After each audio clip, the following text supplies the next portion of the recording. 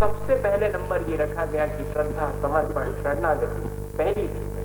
उसके बाद जितनी भी जानकारी हमारे पास है वो सब सम्यक हो जाया करती है, और फिर हम चाहें तो अपने जीवन को पूरा का पूरा परिमार्जित और समृद्ध।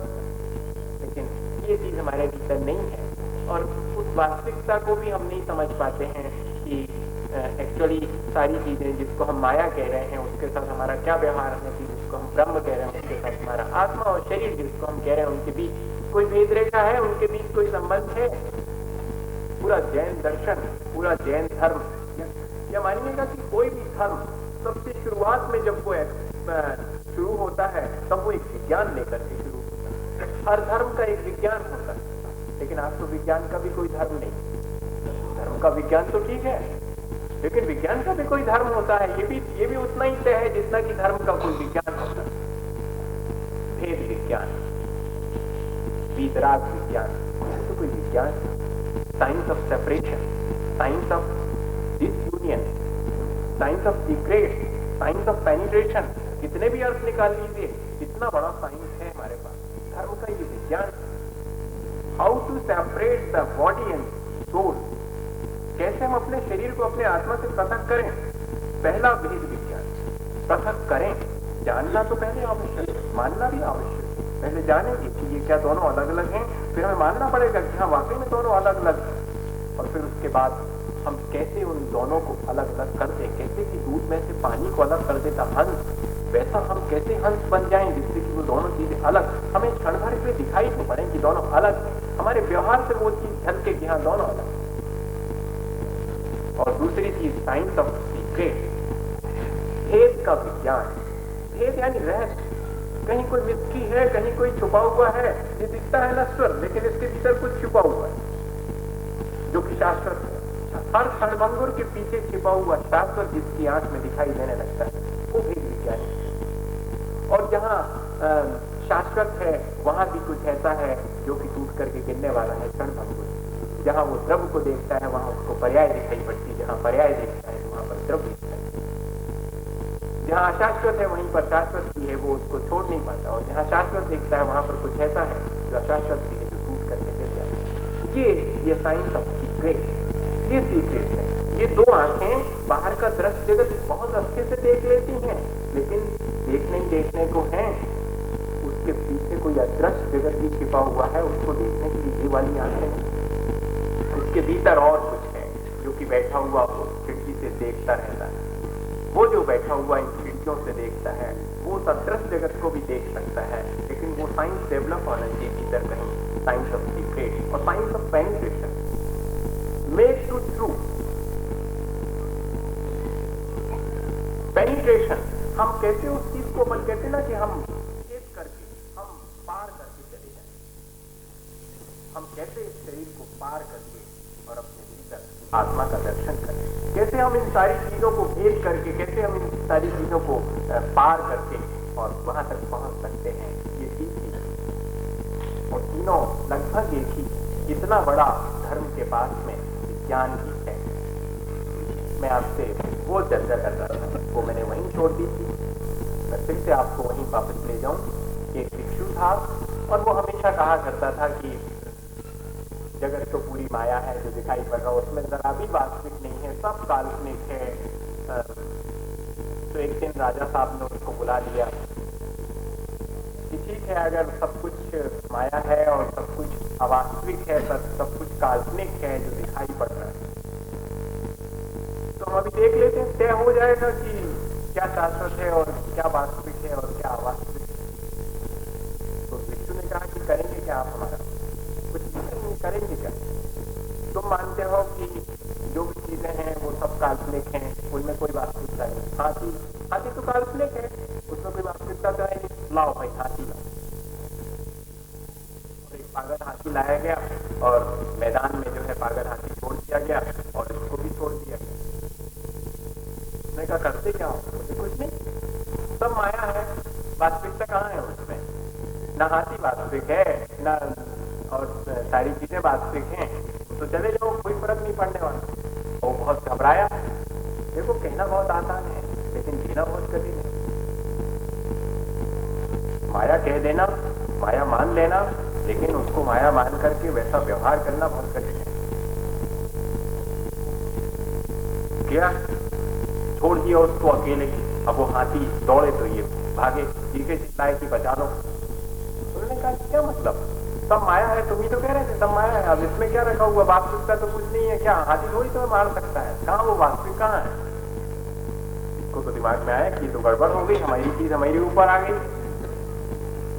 तो उसने कहा कि नहीं, हम अपनी बात वापस लेते हैं, और हमें नहीं मालूम था कि ये दर्शन जिंदगी में इतना मुश्किल पैदा कर देगा, जो कि हम अभी तक एज ए फिलॉसफी जिसको हम अपने जीवन में अभी तक मान के चले आ रहे थे, वो इतनी मुश्किल डाल देगा व्यवहारिक जीवन में, बहुत मुश्किल है।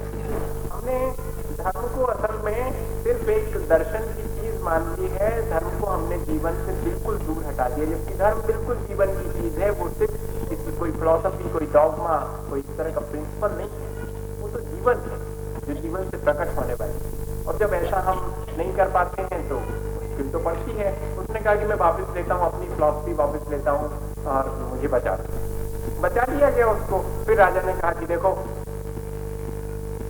ठीक है ना, अब तो नहीं खाओगे तुम। बोले इसमें क्या, ये सब मेरा नौला धोना और मेरा जीतना चिल्लाना और ये हाथी और आपका हमें बचा लेना सब खेल है, सब माया है। जब बाहर आए तो फिर वही सब माया है, इसमें क्या रखा हुआ है, लेकिन सुनो फिर से ये खेल मत करना। लेकिन इसके साथ ये भी कह देता हूं कि ये सब माया है और फिर से ये खेल मत करना। हम भी क्या कर रहे हैं, जिन चीजों को अपने चारों तरफ इजाद कर रहे हैं, उन्हीं चीजों में फंसने के बाद उन्हीं चीजों को हम दोषी मानते हैं। किसी चीज को दोष देने से उससे निजात नहीं मिल सकती, किसी चीज को उसकी वास्तविकता में समझ करके उस चीज से अपने को हटा देने से निजात मिल सकती। धर्म हमें ये सिखाता है कि अगर जो अवास्तविक है तब हम उसमें वास्तविकता का व्यवहार न करें और उससे अपने को अलहदा कर लें। कहीं किसी ने हमें पकड़ के नहीं रखा, हम ही ने सारी चीजों पर एक ग्रिप अपनी बना करके रखी और हम उसमें लगता है कि फंसे हुए। आपसे मैं क्या कहूँ, कोशिश करिएगा इस तरह के धर्म को अपने जीवन में व्यक्त करने की, कि हम अपने आत्मस्वरूप की तरफ निरंतर बढ़ते चले जाएं। हम थोड़ी सी खबर अपने आत्मा की, अपनी धड़कनों की भी करें कि कहीं ऐसा तो नहीं कि वो निरंतर गिरती चली जा रही हो, पतित होती चली जा रही हो और बाहर से हम सारी चीजें करते चले जा रहे हैं। भीतर और बाहर का जगत जो अलग अलग जगत नहीं है, असल में जब दोनों के बीच में कोई हम समायोजन नहीं कर पाते हैं तब बहुत टूटे फूटे दोनों दिखाई पड़ते हैं। क्या सिर्फ बाहर के खाने से भीतर कोई रस बन सकता है, यदि बाहर नहीं खाएं तब क्या कोई भीतर रस बन सकता है? नहीं, बाहर से खाते हैं भीतर भी रस होता है, तब जाकर के जीवन में हम आगे बढ़ पाते हैं। हम सिर्फ बाहर से भी नहीं जी सकते और सिर्फ man can not live only bread. आदमी सिर्फ अकेला रोटी पे जिंदा नहीं रह सकता, उसको जिंदा रहने के लिए बहुत आंतरिक जो आत्मशक्ति है, वो आत्मबल है, वो भी चाहिए। हम इन सब चीजों को जो कि अपने जीवन की सुरक्षा के लिए पैदा करते हैं या कि हम जिन चीजों में धर्म मान करके करते हैं, उन चीजों को भी हम गौर से देखें कि वे सारी चीजें हमारे जीवन में परिवर्तन लाती हैं, हमारे आत्मा के उत्थान में सहयोगी बनती हैं कि नहीं। अगर कोई विकास हम बाहर से कर रहे हैं तो वो सारा विकास हमारे आत्मा के विकास में जरा भी सहयोगी होता है या नहीं होता। अगर हम इतना भी अपने जीवन में सोचना शुरू कर देंगे कि हम जो भी करेंगे वो अपने आत्म विकास के लिए, और ऐसा कुछ ना करेंगे जिससे कि हमारे आत्मा का विकास रुकता हो, क्या इतना हम कर पाएंगे तो हम धार्मिक हो जाएंगे, उसी क्षण धार्मिक हो जाएंगे। एक और बहुत छोटी सी चीज कि जब हमारे जीवन में हमारे व्यक्तित्व में ऐसी डुअलिटी आ जाती है कि हम बाहर कुछ और भीतर कुछ, तब कैसा कैसा घटित हो जाता है। और ये सारी चीजें हमारे विचार की हैं और कोई बहुत बड़ी चीज नहीं है। हमारे सिर्फ विचार का ये सारा काम, अगर हम एक बार सोच ले तो जिन विचारों से हम अपना पतन करते हैं ठीक उसके आगे उन्हीं विचारों के द्वारा और हम अपने जीवन का उत्थान भी करते हैं। पानी धूल में गिर जाए कीचड़ बन जाती है, और अगर इसके पूरे शरीर में कीचड़ लगा हो तो तो वो चाहे तो उस पानी को, उस कीचड़ को धो भी सकता है। पानी वही है। हमारे पास विचार हैं, हम उन विचारों से अपने जीवन को पतित करना चाहें, हम अपने जीवन को पाप से लिप्त करना चाहें तो हम लिप्त भी कर सकते हैं। और अगर हम पाप से लिप्त हो गए हैं तो हम उन्हीं अपने विचारों के द्वारा उसको हटा भी सकते हैं। इतनी शक्ति हर आत्मा के भीतर विद्यमान है।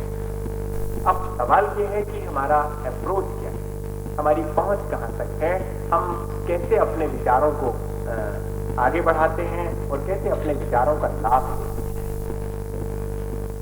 एक छोटी सी घटना फिर याद आती है मुझे। अगर ऐसा हो जाए हमारे जीवन में तो कितना अच्छा हो, सोचता हूँ कई बार, और पर हो कहाँ पाता। एकाध प्रतिशत भी हो जाए तो सोचूंगा कि शायद उपलब्धि होगी। एक नाव में साधु जी चले जा रहे हैं, जो नाव में बैठ के चले जा रहे थे, और भी 9 युवक थे जो कि उनके साथ बैठे हुए थे। और 9 युवक के साथ में थोड़ी सी मुश्किल, वैसे मुश्किल कुछ नहीं है 9 युवक के साथ में। 9 युवक तो वो सब हैं जिनके भीतर की जीवनी शक्ति, स्पॉन ऑफ लाइफ, जिनके भीतर अपने जीवन को समृद्ध और विकासशील बनाने की कोशिश है, इच्छा है, वो तो सब 9 युवक हैं। लेकिन ऐसा कई बार होता है कि जब हम अपने जीवन का पतन करना शुरू कर देते हैं तो सारा दोष 9 युवक के जिम्मे आ जाता है कि वो एनर्जी को वेस्ट कर रहे हैं। एनर्जी को कई बार वेस्ट भी करते हैं हम। और वो सब बैठे हुए थे और साधु जी को देखा। मुश्किल हम लोगों के साथ एक और है, वो ये कि कहीं कोई साधुता दिखाई पड़ती है तो बहुत झुंझलाहट होती है।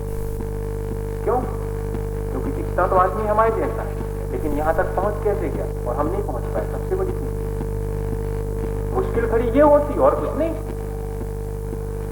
हमारे जैसा आदमी दिखता है और ये यहाँ तक पहुंच गया और मैं वहीं बैठा हुआ हूँ। 100 ग्राम रेजनलाइजेशन, लोमड़ी के अंगूर खट्टे। बहुत कोशिश करी थी उसने, जब लौट के आई तो एक भी नहीं खाए थे। तो सहेलियों ने पूछा कि क्यों नहीं मिले? अरे कहना सब खट्टे थे, नहीं तो हम खा के नहीं आते। अब कैसे कहें कि हम नहीं पा पाए हैं? तो हमने कह दिया खट्टे हैं। यो यस ना जाना सा तस् निंदाम करोगी। जो जिसको नहीं जानता है वो उसकी निंदा करता है, क्योंकि वो उसको पा नहीं पाया। अब उनको वो साधुता देख करके झुंझलाहट हुई कि ये चुपचाप बैठा हुआ अपने भगवान भजन में लीन है, किसी का कुछ नहीं बिगाड़ रहा है। जब कोई किसी का कुछ नहीं बिगाड़ता तो अब लोग उसका बिगाड़ना शुरू कर देते। देख लो ना। और उनने चिढ़ाना शुरू कर दिया। चिढ़ाते चिढ़ाते थोड़ा बहुत चोटी वगैरह होगी उनकी, तो चोटी वगैरह खींच दी। अब जब बहुत ज्यादा हो गया तो गालियां देना शुरू कर दी। अब तो इतना ज्यादा हो गया कि पैर से जूते निकाल करके और उनके सिर की तरफ एक 9 युवक ने बढ़ा ही तो दिया। लेकिन इतना सब तो साधुता तो बर्दाश्त कर सकती, इतना सब। लेकिन जो साधुता के प्रति समर्पित हैं वो शायद ये बर्दाश्त नहीं कर सकते। साधुता बर्दाश्त कर सकती है, वो साधुता की कसौटी है कि वो बर्दाश्त करे, नहीं तो फिर साधुता किस बात। लेकिन जो साधुता के प्रति समर्पित हैं वो बर्दाश्त नहीं कर पाए। तो कहते हैं जो जल में रहने वाले देव थे उनने आकर के और आवाज दी ऊपर से, आकाशवाणी हुई कि साधु जी अगर आप कहें तो हम पूरी नाव उल्टा देते हैं, ये सब डूब करके इसमें मर जाएंगे। अब फिर साधुता के ऊपर बहुत मुश्किल आके खड़ी हो गई। साधु से कहा जा रहा है कि अगर आप चाहें तो हम अभी मिनटों में ये नाव उल्टा देते हैं और ये सब डूब करके जो आपको तंग कर रहे हैं वो सब डूब जाएंगे। साधु ने फौरन हाथ उठा के आवाज दी, ये कौन बोल रहा है? ये तो शैतानों जैसी आवाज आ रही, ये शैतानियत की आवाज है कि हम नाव को पलट देंगे। अरे अगर पलट नहीं है तो इन सब की बुद्धि पलट दो तो ज्यादा बेहतर है। ये साधुता है, ये धार्मिकता है। व्यक्ति के भीतर अगर धर्म प्रकट हो गया है तो मानिएगा कि वो अपनी पूरी अप्रोच, वो अपना पूरा एटीट्यूड जरूर से चेंज कर लेगा। वो पॉजिटिव अप्रोच वाला होगा, चाहे वो कहीं भी क्यों ना रहता हो। लेकिन हम इतना भी नहीं कर पा रहे हैं। हम जहाँ कुछ अच्छा देखते हैं वहीं क्यों हम उसके बाजू में बुरा देख लेते हैं? अगर हम ऐसा करते हैं तो ठीक है, फिर हम जहां बुरा देखते हैं उसके बाजू में कहीं अच्छा भी हो सकता है, ये क्यों नहीं देखते? अगर कहीं कुछ अच्छा है उसके बाजू में बुरा हम देखने की कोशिश करते हैं, तो जहां हम बुरा देखते हैं उसके बाजू में अच्छा है, ये क्यों नहीं देखते? हमें वास्तविकता देखनी चाहिए। कोई भी चीज अच्छी या बुरी नहीं होती। बाहर से एक नजर से देखते हैं तो बुरी चीज दिखाई पड़ती है, वहीं भीतर अगर हमारे भीतर कोई साइंस है, हमारे भीतर उसको भेद करके उसके पार जाने की कोई प्रक्रिया है, धर्म हमारे भीतर इसी चीज को इजाद करता है, पैदा कर देता है कि हम वो भी देख सकें जो कि ये दो छोटी छोटी आंखें नहीं देख पाती, जो कि सामान्य व्यक्ति के अप्रोच के बाहर होता है, उसको भी हमें धर्म देखने के लिए समझ देता है। ऐसे अपने जीवन में हम धर्म को प्रकट करेंगे तो शायद हमारा जीवन आज भी इन सब चीजों के बीच भी बहुत समृद्ध होगा। जो आत्मा में जितना संपन्न है वास्तव में वही संपन्न है, और जो जितना आत्मा में विपन्न है वो उतना गरीब है। गरीबी और अमीरी की परिभाषा अगर हम ऐसी बनाना शुरू कर दें तो शायद हम धर्म की शुरुआत करेंगे, और जो ये मान के चलते हैं कि इनके पास लाख करोड़ रुपए हैं, जो बड़े आदमी हैं, धर्मात्मा हैं, अगर यही हम मानते चलेंगे तो फिर मानिएगा कि कभी भी पूरा जीवन बीत जाएगा, फिर भी हमें धर्म की वास्तविकता तो कम से कम समझ में नहीं आने वाली है। मैंने आपसे पहले भी कहा था कि भगवान के सामने पहुंच करके भी हम ये मान के खड़े हो जाते हैं कि हम बड़े आदमी हैं, हम पैसे वाले आदमी हैं। हम सच्चे देवगुरु शास्त्र के पास पहुंचते हैं तब भी हम ये मान के चलते हैं कि हम इंजीनियर हैं, हम डॉक्टर हैं। क्यों नहीं हम एक आदमी की हैसियत से पहुंचते हैं भगवान के सामने? क्यों नहीं हम सिर्फ एक भक्त की हैसियत से पहुंचते हैं भगवान के सामने? दो ही चीजें हम धर्म की शुरुआत के लिए मानते हैं, भगवान के प्रति निष्ठा और मानवीयता के प्रति अनुराग। इससे बड़ी कोई शायद धर्म की परिभाषा नहीं हो सकती। मैत्री भाव सबके प्रति और भगवान के प्रति निष्ठा इतना भी व्यक्ति के जीवन में अगर आ जाए और वो अपने अप्रोच को, अपने एटीट्यूड को बदल लेंगे, तो आज भी धर्म हमें समृद्ध बना सकता है, बनाता ही है, और हम अपने जीवन को पवित्र कर सकते हैं। फिर कभी बैठेंगे मेरे साथ, आज नमोकार करें इसी भावना से कि हम सबके जीवन में वो एक विज्ञान जो धर्म का विज्ञान है, वीतराग विज्ञान है, जहाँ की सारी चीजें जो बाहर रागात्मक दिखाई देती हैं उनके भीतर भी कोई वीतरागता छुपी हुई है। जहाँ सब कुछ क्षणभंगुर दिखाई पड़ता है उसके भीतर भी कुछ शाश्वत छिपा हुआ है। जहाँ इतना डेवलपमेंट है, जहाँ इतना विकास है, वहाँ कोई भीतर भी बैठा है जिसे विकसित करना बहुत आवश्यक है। अगर ऐसा हम कर पाए इसी भावना के साथ में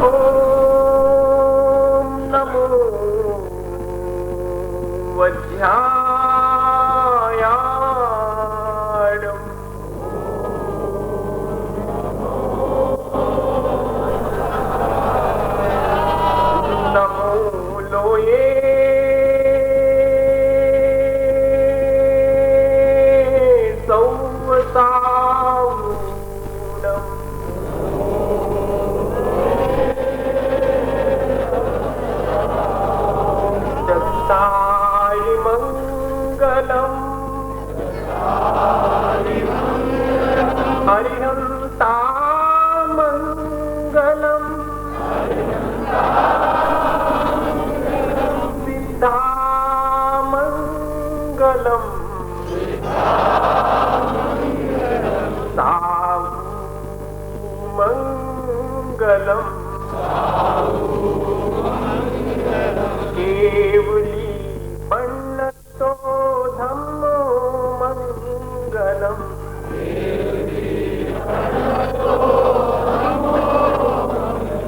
चत्तारिलो उत्तमा अरिहन्तालो उत्तमा सिद्धालो उत्तमा साहुलो उत्तमा केवली पन्नतो धम्मो लोगुत्तमो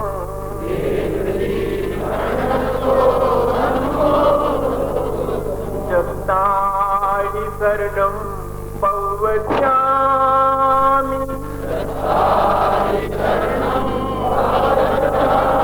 अरिहन्ते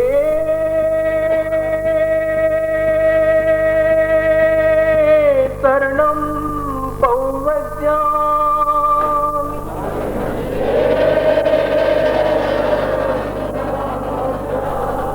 सिद्धे शरणं पवस्यामि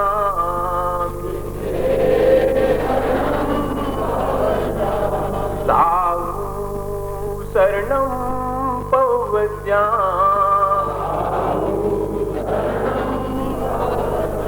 केवली पन्नतं धम्मं शरणं पवस्यामि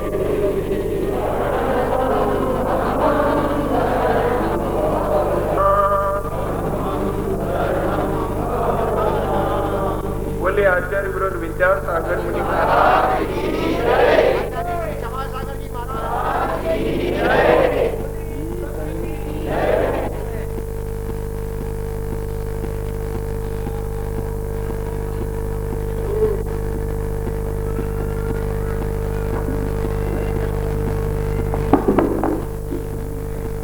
कल दिनांक 5/11